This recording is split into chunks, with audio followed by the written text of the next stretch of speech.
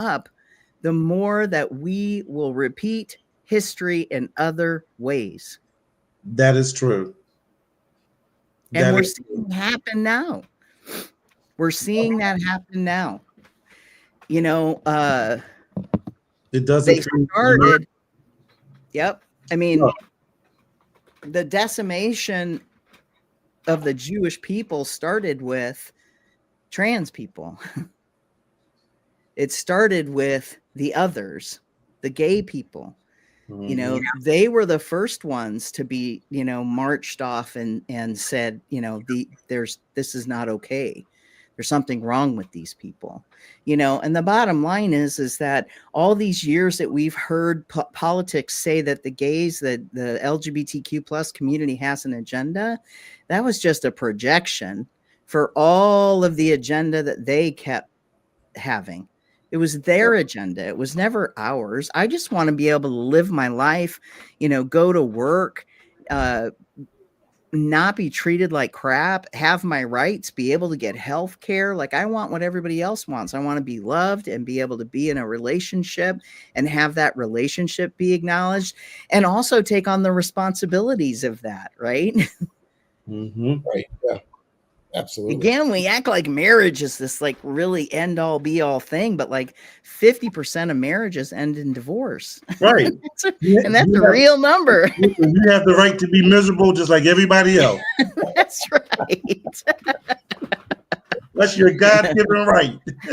Yeah. But, you know, I just think it's sad. It's like, and we also don't necessarily have, you know, like this will seem like it's kind of off track, but I'm gonna talk about it because I think it drives home a point. So I happened to watch a documentary, like a 2-episode or 3-episode documentary on this actress who had a stalker, and I'm trying to remember her name now. I'll find it really quick. Terrace. Okay. Yes, sir. Eva LaRue. Eva LaRue from CSI Miami. Yes. So I'm watching this, right? And this woman, this person sent her letter after letter after letter, threatening to show up at her home. She then this person would send letters to both of her husbands, her first husband, who she had a child with. Like, this went on for like 13 years. As her daughter got older, he started sending letters and making phone calls to her school. Stalker behavior, right? And they finally found him through DNA stuff, because who knows, he licked the envelopes. I mean, but they finally caught this guy. And guess what? Guess how many years he spent in prison? How many? Take a wild stab. I have 3. no idea. Wow. 3? 3 years. But see, this is the thing, though. We as a society do not hold those who perpetrate those kinds of harms accountable at all. Yeah. So And what do you it's a say? slap on the hand. So Eli, what do you say to someone? Because I get this all the time about slavery. What do you say to someone who says to you, "Yeah, but that happened 400 years ago. It wasn't my people. Like, I have nothing to do with it. Why are we even talking about it?" Well, we're talking about it because it still has an impact on people like me. There are folks who actually don't think Native American people are real to this day because of the way that the history has been, you know, tainted. And the impact on me and my life, my family members, the Native American, all Native American people, like, to us, today is more of a day of mourning. It's like no Thanksgiving. Exactly. You know, and so it's a day of mourning. It isn't something that is a celebration. And again, I'm not trying to tell people not to get together and have family meals and celebrate a holiday, but just call it that. and celebrate the fact that you have a family who can come together and share their gratitude. Like that's one of the things that we started to do. I would say it's probably been about 20 years ago now, but my family and my previous partner and we spent the day sharing what we were grateful for. Now, granted, a good percentage of us were all Native American, Right.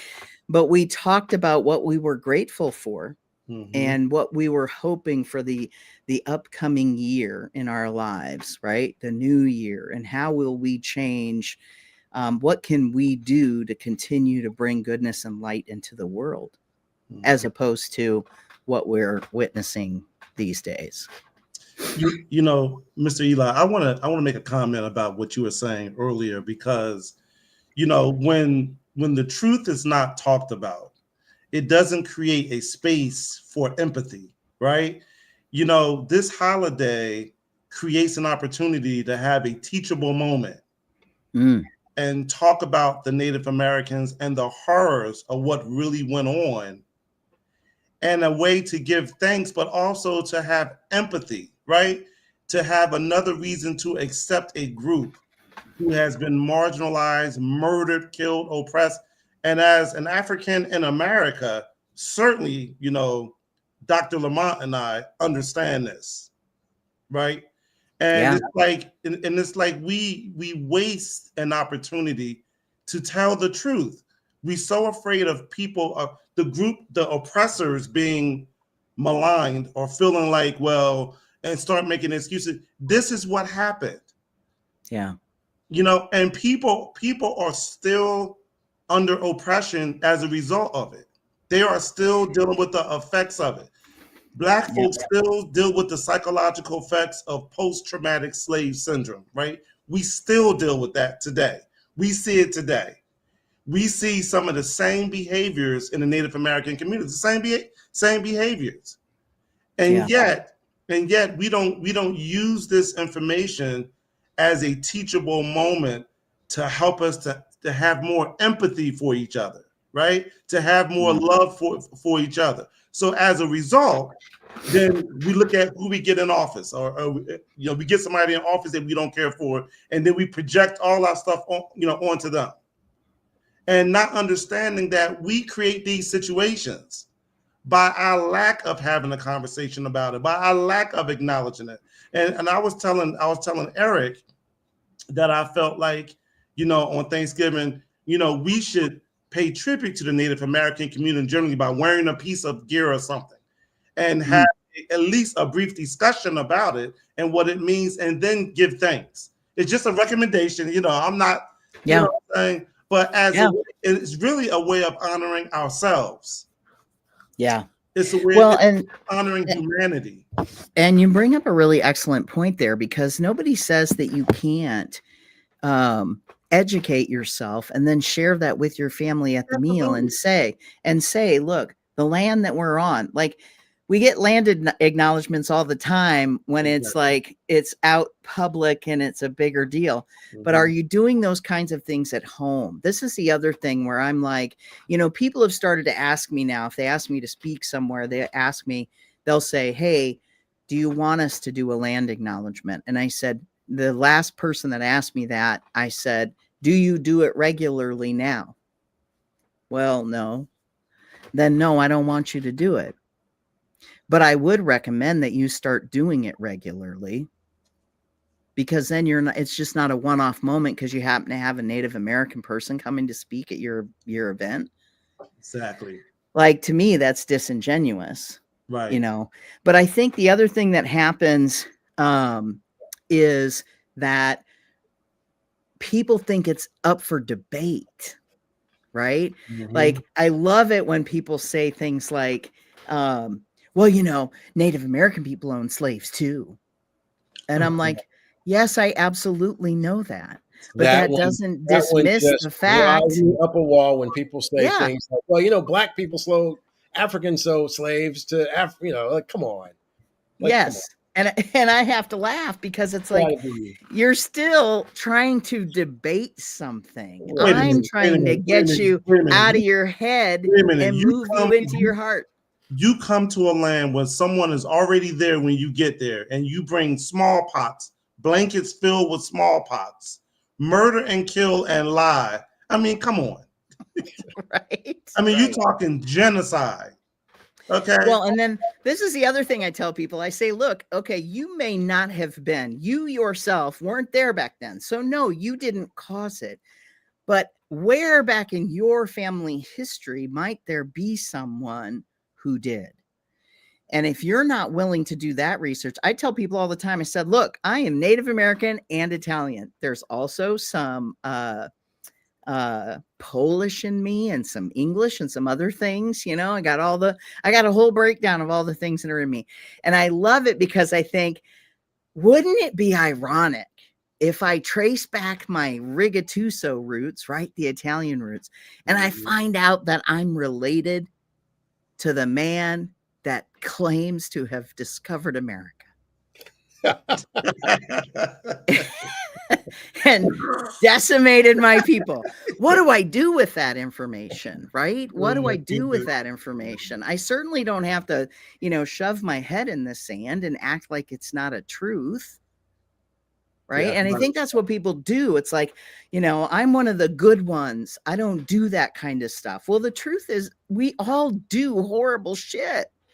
The truth. We do it in our heads all the time. Like I challenge anyone to be aware of the conversations that they're having with themselves at any given moment. I just want to go on record that Tara that Strink you did not own a slave. Oh no, I'm guilty of stuff you can charge me with before, after, going forward. But Tara Strink, on the other hand, is the here we go. For as long as I've known him, he's been the one. That's not true. He's been the one person who I can always count on to say and do the right thing. Oh boy, that's not true. So, well, I'll tell you. So I'll give you an example of what I mean. So I have a lead foot,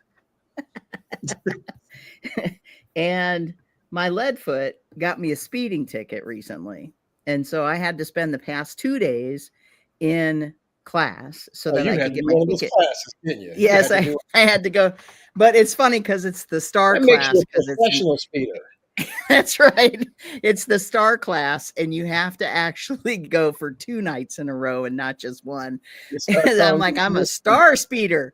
I'm not just taking the stop class. I'm the STAR. Anyway, I'm in this class, right? And I always have to think, do I come out? Do I share who I am? Does it really matter? And I decided that I'm not going to say anything during this class about any of it. I'm just going to be in the class, do the thing and whatever. And of course she's, talking about wanting people to engage and talk and whatever. And like, I also have to say though, I have a trans flag on the hood of my truck. So it's like, if I do start talking about myself, and I also have my logo for my business and my, website address. It's like, I'm easy to find.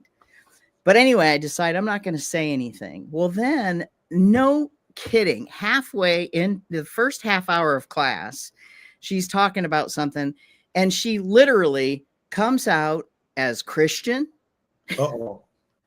And shares about her Jesus music and about being married, and then she drives a motorcycle.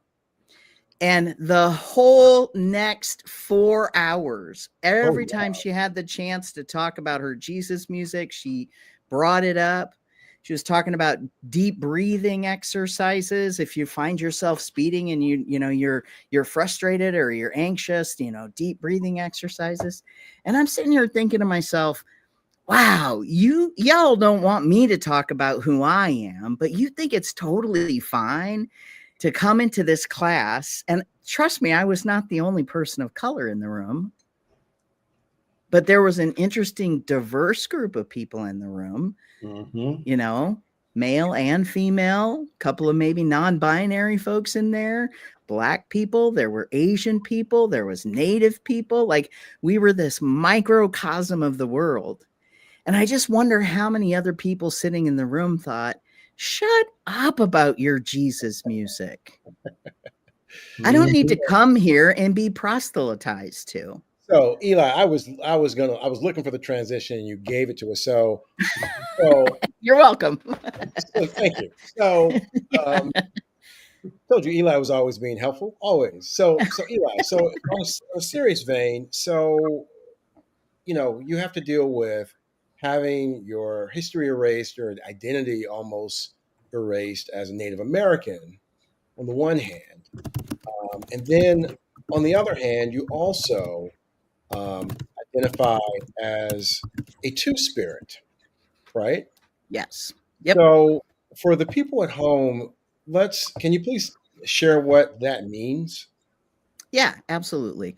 So again, just like there are 500 and some odd tribes across the globe here, um, they all have a different belief about LGBTQ plus people. Although I will say the predominant belief about us being two spirit, and my tribe in particular sees all folks within that LGBTQIA2S plus umbrella, right, as two spirit, and 2S is two spirit.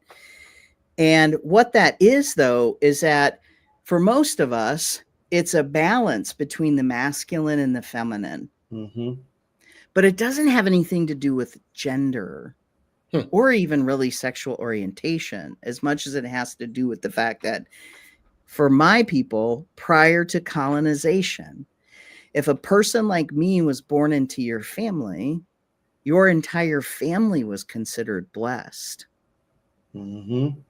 And that person, whoever that two spirit person was, they were culture bearers. We were the storytellers. We were the medicine people. We were the therapists because we could see both sides to a heterosexual relationship and be able to help create balance.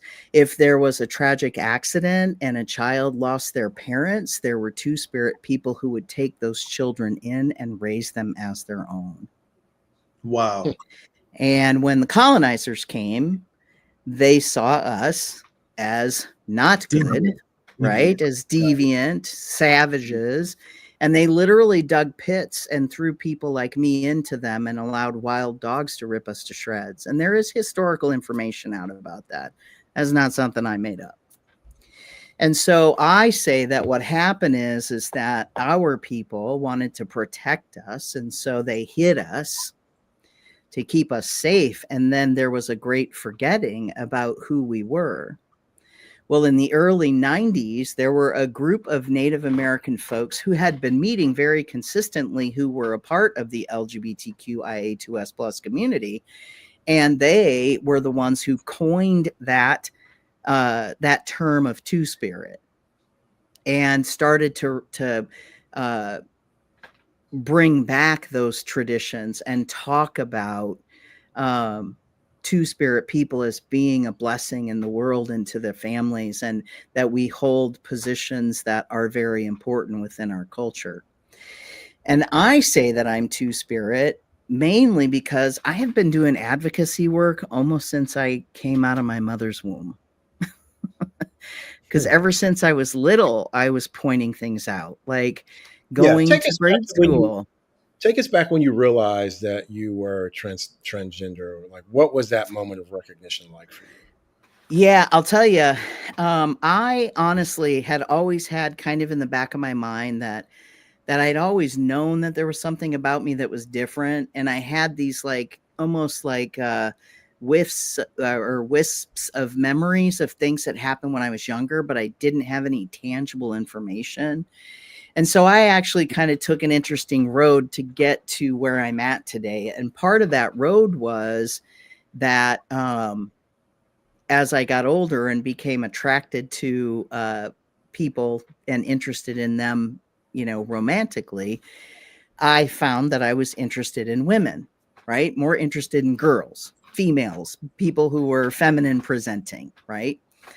And so I came out the first time that I thought as I came out as a lesbian, although I hated that word. I also didn't really like the word butch dyke. Like, and this was in the 80s, right? I came out to myself. I knew when I was like 12 or 13 that I was attracted to girls. I had a huge crush on my neighbor. And honestly, as we fast forward, like I still know that neighbor today.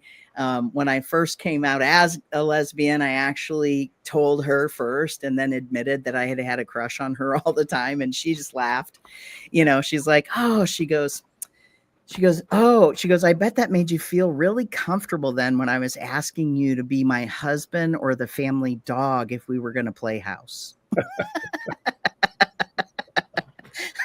And I was like, yeah, it's a little more comfortable than you think, because I didn't share. She didn't know about the other part, right? But anyway, I was like, oh yeah, those were some pretty solid memories. But so you told her later. You told her, like, yeah, who was the first person that you told? You know, the first person that I ever told about my sexual orientation was actually a friend of a friend. And I was listening to this song called These Dreams. God, who is it that sings that? It's those two women. It'll come to me. Anyway, it's a song called These Dreams. And we just happened to be listening to the song. It was popular at the time. And I said to her, I said, oh, I think I'm gay. And I was probably, I don't know, 18, 17. Mm-hmm. And she says, oh, well, okay. You know, and I was like, it wasn't because I was attracted to her, because I wasn't. Right. She was the first person that I actually said that to. Right. Okay. Then fast forward to, you know, I was kind of a late bloomer. I graduated from high school in 1983, but I actually didn't go to college until 1989, 1990. I had to kind of take a weird route through dealing with alcoholism of my own, like some of my own stuff that was going on with me.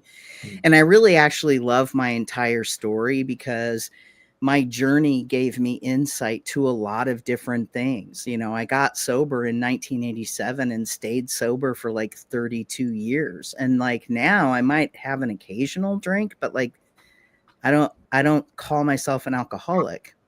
Right. But I did spend time going to AA and like learning how to like be better and treat myself better and learning how to like create a group of people that you can count on, create a community that you can rely on. And in that time I was out. I told these people, I went to a couple of the LGBTQ plus meetings in town and like created a community with people, a chosen family, if you will, of people who were sober and who also were kind of on the same mission that I was on, which was to change the way people like us were being treated in the world.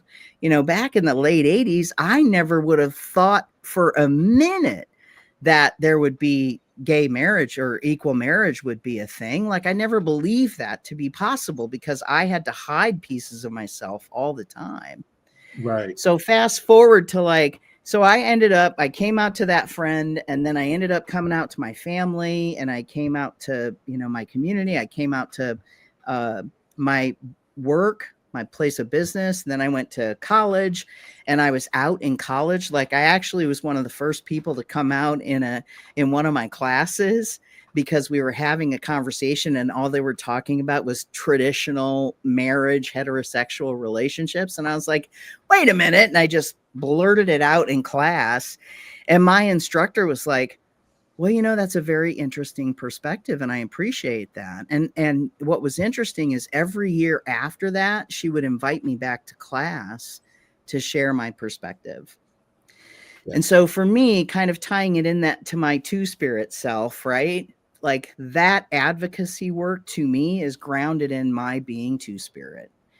So fast forward to my turning 50, which was 10 years ago. I know it doesn't look like it, but 10 years ago when I turned 50, or actually it was before I turned 50, I happened to be watching the Caitlyn Jenner 2020 interview with Diane Sawyer. And this was before she called herself Caitlyn. I don't want to go off the rails on her because she is what she is, and she is not a good person, and she's not a good example of what being trans in America is. But we don't need to have that conversation. All I know is that when I watched that interview, something inside of me woke up and I was like, oh my gosh, like I'm trans. Like all these years I was trying to fit myself, right? Where do I fit in the community? And I'm not one of those people who like makes fun of all the letters in the initialism. Like I feel like every single one of those letters has value, and that we all grow and change and evolve, and you might find yourself identifying with a different letter down the road, and it's all okay. I mean, what an opportunity. What incredible possibility is there in that, right? So I come out to myself as trans, then I go to my mom and I ask her if she saw the Jenner interview. And you have to think of two things, and the reason why I share this story. First is Diane Sawyer was using male pronouns with Caitlyn that day and using her dead name because she hadn't come out as Caitlyn yet. And so I go to see my mom the day after, and she's living in an assisted living facility, suffering from dementia. You know, sometimes she was pretty much there and sometimes she wasn't. And just for giggles and kicks, I thought, I'm going to ask Mom if she watched that interview, because she and her BFF Shirley watched a lot of TV. Right. And she says to me, she says, oh, I did. And my favorite part was when she pulled her ponytail holder out of her hair and her hair fell on her shoulders. Oh my gosh, she is just beautiful. And I was like, whoa, like not only did she remember it, she spoke about it very clearly about something that happened in the interview. I was kind of taken off guard.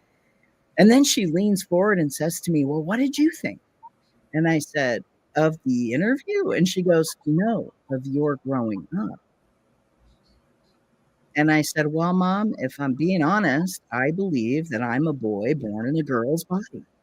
She goes, oh, I know it ever since you were this big. And she like, they always say that. Yep. Of about a height of a 4 or 5 year old. She says, you told me you were a boy. And then she got real serious and she said, and I'm so sorry, because I didn't know what to do for you. I didn't know how to help you. And I am like an incredible moment of clarity for her, right? Yes. Yeah. Especially because she had dementia. Yeah. Yeah. You know? So here's some statistics. There are 2.8 million people age 13 and older who identify as transgender. There are about 700,000 transgender women, 731,000 transgender men, and about 707,000 who identify as non-binary. 724,000 youth identify as transgender. It's important to note this. This information is from the UCLA, University of California at Los Angeles, Williams Institute. And they did the study based on information they got from the CDC. This could be the last study of its kind because of the Trump administration's efforts to deny the existence of trans individuals and erode their rights. Younger Americans, 18 to 29, and those with college degrees are generally more likely to express supportive views of transgenders. No surprise there. Democrats are much more likely to express supportive views. No surprise there. Republicans are much more likely not to. No surprise there. But overall, 56% of Americans support non-discriminatory protections in terms of jobs, et cetera. So here's some of the risk factors. Obviously, discrimination and harassment, family rejection, lack of support, the political climate. I think it's important to touch, on suicide. Lifetime suicide attempts run between 29 and 40%. Just in the past year, 12% of LGBTQ plus young people have attempted suicide, and a full 14% of those identify as transgender and non-binary. So it's a problem, right? It's a challenge. So for you as a Native American and as a transgender, which has been more difficult for you to navigate? Well, it's kind of interesting because when I first came out as trans and I was, like really going, hey, this is it. And I took it on. Like I was on the fast track, right? Like I got on hormones within 3 months. Did all the thing and this is the other thing that people don't know. If you go out to the World Professional Association of Transgender Healthcare, WPATH, They have been doing this type of healthcare and research around transgender healthcare for decades, right? The folks that are currently in political office want to try to lead you to believe that that is not the case. And they've also perpetrated a lot of lies about transgender healthcare and what's happening with young people and all these other things. And those are all untrue, what they're saying. But the problem is that you have people who aren't questioning what they're being told, right? But for me, I I came out as trans. I was really excited initially. I felt like, oh my gosh, I finally feel like I'm truly and genuinely being my full authentic self. You know, I December 21st, 2015, that same year is when I had my first gender affirming surgical procedure and I had top surgery. And I got to tell you guys, that was a pivotal moment in my life because it was the first time that I truly believed that I inhabited my body. And I was like, whoa, that's what dysphoria is. How I had been feeling. I was so disconnected because I couldn't relate to the chest that I had. It felt like there was something not right. And I don't regret that. It is one of the single biggest gifts I've ever given myself. It was a $7,500 procedure, and I paid for all but about $500 of it out of my own pocket. I scraped and saved and put the money together so that I could make it happen, and I don't regret it for a second. Mhm. People say to me, you know, but I tell you, I was one of the first people to come out as trans at my place of employment. I am proud to say that I weathered a huge storm because my manager at the time was trying to get me fired. And there was a whole bunch of mess going on. But thankfully, I was able to go to the president of the university and have a very straight conversation with her about what was happening. And she took care of it. And I'm still there and I'm now a manager and I've been fully supported. And I absolutely love the fact that we were able to get through it. But I got to tell you, there were 2 years there where things were not good. And I thought about like, what did I do to myself? Why did I own this truth?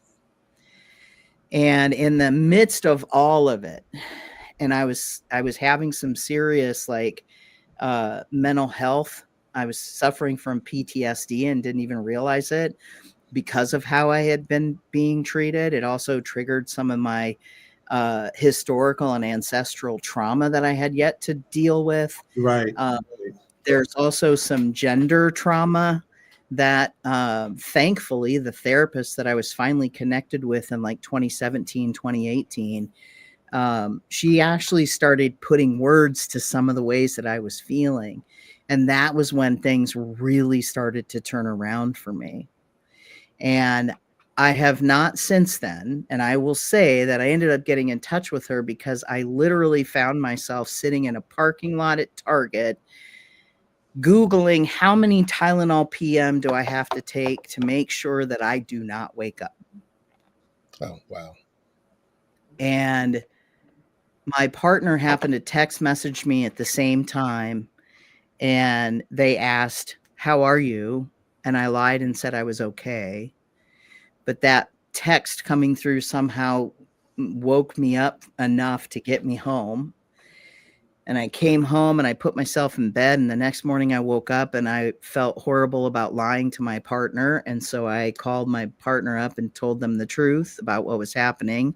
And they did the best thing they could have done for me at that time. And they said, you need to open the phone book or Google and look for a therapist. And I do not want you to call or text me until you have an appointment scheduled with someone. Period. And I was like, what? And they were like, no kidding. And I did. I mean, I spent the afternoon calling around and I finally found a therapist who I still have today. And that pretty much saved my life. Yeah. And I have never had suicide ideation since. Hmm. But I will say, though, I can really understand for some trans folks who will Yeah. come out and begin their transition and then say, oh my God, I need to just completely uproot my entire life and move away Right. so that they can start fresh as the person that they say that they are. Like when I was going through the issues that I was going through at my work, I was applying to all kinds of other jobs, but I was in the beginning of my transition. And then I was like having to call previous employers and having them change my records so that it reflected the name that I was now calling myself and the name that's literally on my driver's license and my gender marker that was male. Right. And so it's like people don't understand the waters that we have to navigate as trans people. And then to like make it sound like it's a choice is ridiculous because it isn't. So, you know, I've weathered a lot of storms. I think a lot of people do think that it's a choice, or there are some people that are crazy enough to think that it can be trained out of you, right? I think, you know, former Vice President Mike Pence, I think, was one of those people who believe that it could somehow be trained out of you, which is right. You can be cured. You can be cured. make sure we get these in. We've got 2 questions that came in through the Hope Show comments at gmail.com. The first question is from Gregory in California, who wants to know your position or your idea about the swimmer that swam for the University of Pennsylvania, competed as a man for the boys swim team, who decided that he was transgender at some point in his career and became a female swimmer, and then won the Ivy League championship. And Gregory wants to know what your opinion is on that. Do you think that that's fair or equitable? Does that in any way hurt? Which swimmer are we talking about here? As a young lady, if you recall the story, the news story was that there was a young man who swam for the University of Pennsylvania, was probably ranked the 500th best male swimmer in the country. And was this Leah Thomas? I think that is Leah's. I think that's the name. Yes. And then at some point decided to become, announced or came out as transgender and moved to the women's team. And I remember it was a big news issue. There was some flack on campus about it. And Gregory wants to know your opinion about that. Well, so gosh, that is it's kind of a loaded question, because I personally believe that there still is not a clear understanding about, like, people don't know that there have been studies done on trans women who start taking cross hormones and that they actually lose some of their physical ability. And it's a pretty significant degree.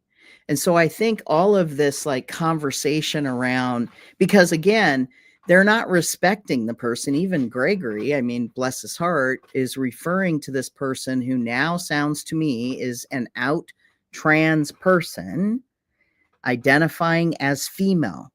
She is a female.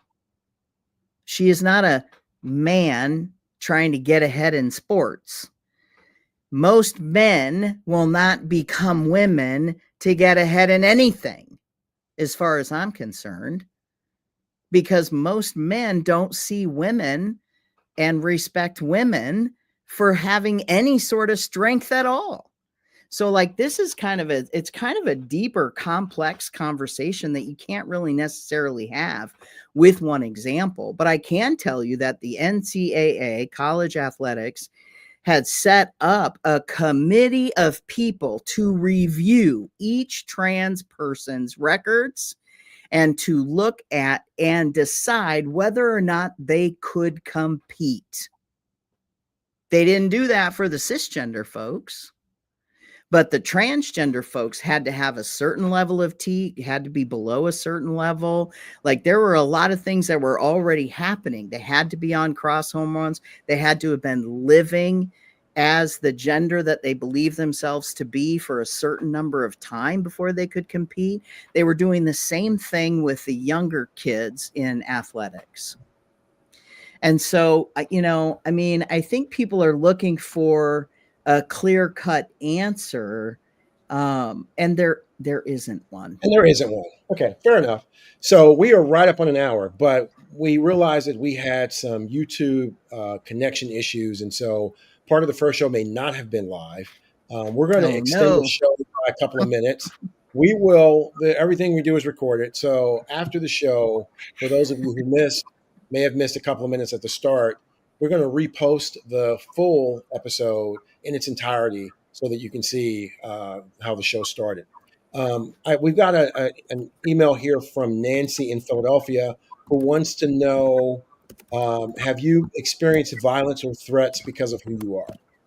Oh, yeah. Talk to us about that.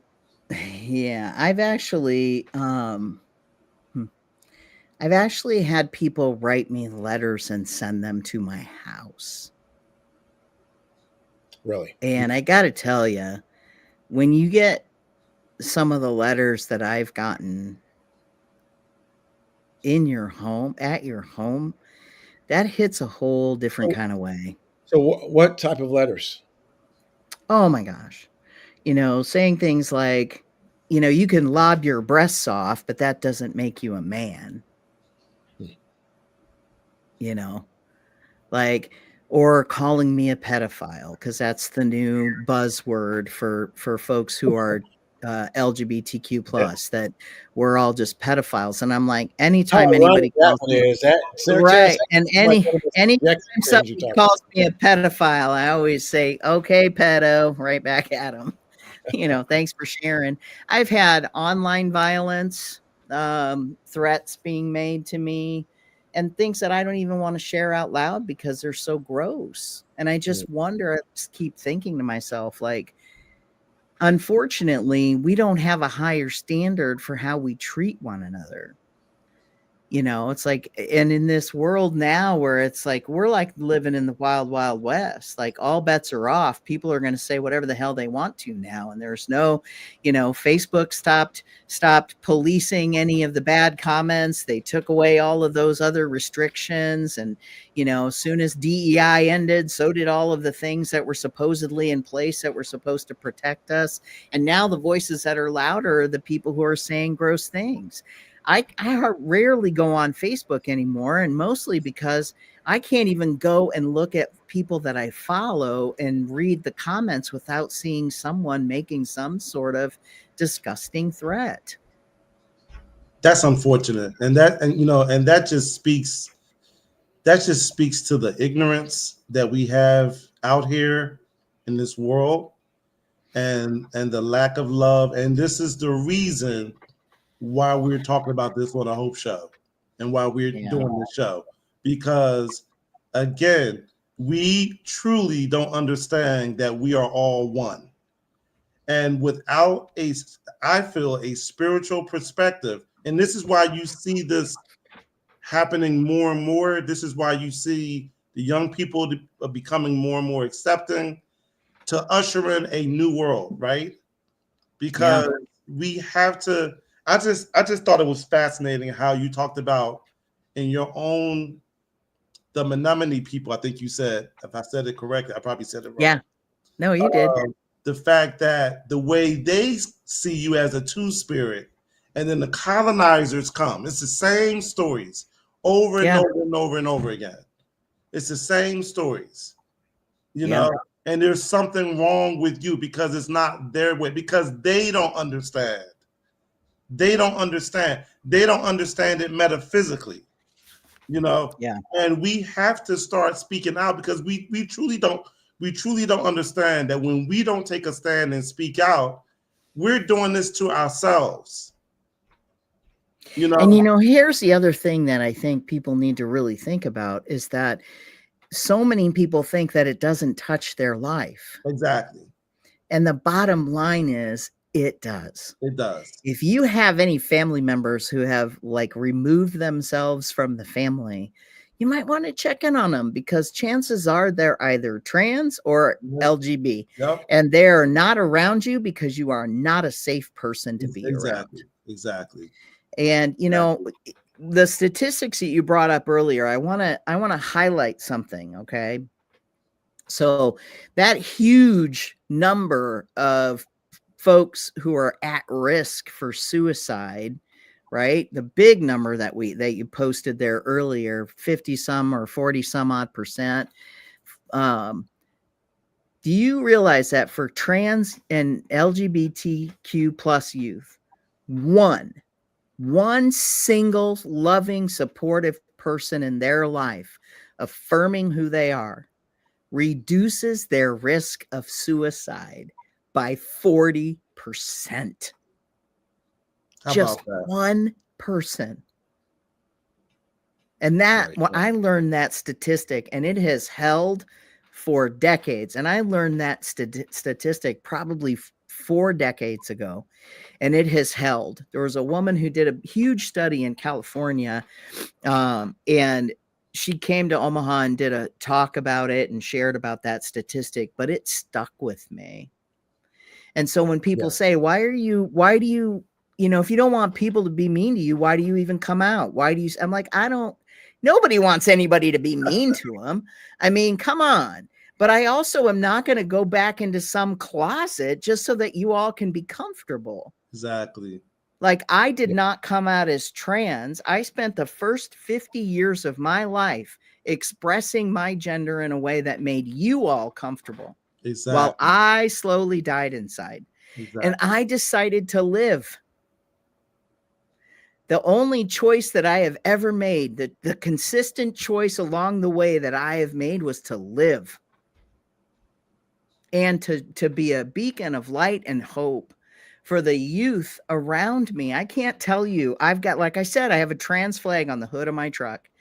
And I literally, in the past 3 weeks, have had 2 parents who work at the same university I do say to me, when I first saw your truck in the parking lot, one woman just recently moved here, and she said, I saw that truck and I thought, oh my gosh, I am so grateful. And she said, because she has a trans kid. Mm-hmm. And she saw that flag, and, and she actually brought her kid to work one day, and the kid said, and this was before the kid came out as trans, but brought the kid to work. And the kid happened to say, hey, what is that truck? What is that? And the mom says, oh, that's a trans flag. Well, what is trans? And so she's sharing with the kiddo what being transgender is. And she thought, she just said, and we love all people, and we believe people when they tell us who they are. And the kid was like, oh, okay. And, then literally she said, like a month later, the kid sits her down and says, hey, remember that truck we saw in the parking lot at your work? And the kid comes out as trans. And she was like, I just want to thank you for living your life out loud and proud. And that's it. I had a moment where I thought to myself, I'm probably going to have to start to live somewhat stealth. Because now it's funny, because when I come out as trans, people think that I'm transitioning from male to female. Or they're not sure which direction I'm going in, because I'm still kind of soft, I mean, I have 50 years of estrogen pumping freely through my body. So I'm not like the younger guys that start T when they're, 20 or 24 or whatever, the ones that with the full mustaches and beards that, that's the other thing. Like, people don't understand. We all actually have the capability to use cross hormones. That's why this works, because we all have T and estrogen in our bodies. It's just different varying amounts. Right. That's it. Mm-hmm. Oh, so Eli, you have shared so much of your truth. You shared so much of your authentic self. We really thank you for that. Here's some resources up on the screen. Text 988. It's a suicide and crisis lifeline. You will get a response back. The Trevor Project is a crisis intervention and suicide prevention service for LGBTQ plus young people. That's 1-866-488-7386. The Trans Life Lifeline is 1-877-330-6366. If you're a Native American and you need some support, the All Nations Hotline for Native Americans, just text support to 33464 to receive assistance if you're in crisis. And the Strong Arts Native Helpline, 1-844-762-8483. And when in doubt, Google for help. You're not alone. There are resources out there. If you're struggling with some of these issues, there are people that will help you. There are people that love you. Don't be afraid to reach out. Paris, strength. Yes. Why don't you take us home? Yes, I want to. I've really enjoyed this conversation, Mr. Eli here, dropping jewels for us.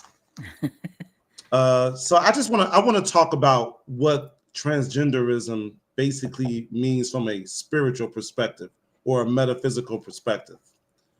Let me get my stuff here. Okay, I'm going to try this. It's my first time. And Terrace is like that uncle that you have that really that calls you up. I got a new phone. Yeah. I got a new phone. How do you get this thing to? That's me. That is it. Terrace. That is I love it. That is me. From the perspective of the soul, gender is not simply a biological classification. It is an energetic frequency. Some souls incarnate into physical bodies that do not match their dominant energetic essence. This is not due to a mistake in their pre-life planning, but because profound growth, purpose, and spiritual awakening often emerge from this contrast. For transgender souls, the desire to transition is not about rejecting the body they were born into. Instead, it's about bringing the body into harmony with the soul's energetic identity. This desire runs deep because as the soul begins to remember its true essence, the physical form may feel too restrictive to hold that truth. This mismatch creates spiritual discomfort so intense that it calls for resolution. In such cases, alignment becomes a sacred calling rather than a preference.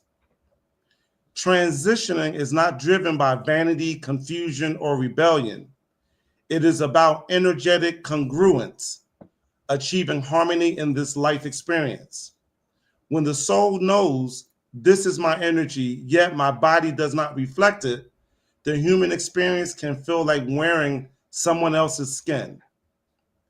Some souls adjust to this, but for many, the inner pull becomes so strong that physical realignment becomes not just desirable, but necessary, much like a person being irresistibly drawn toward their life purpose.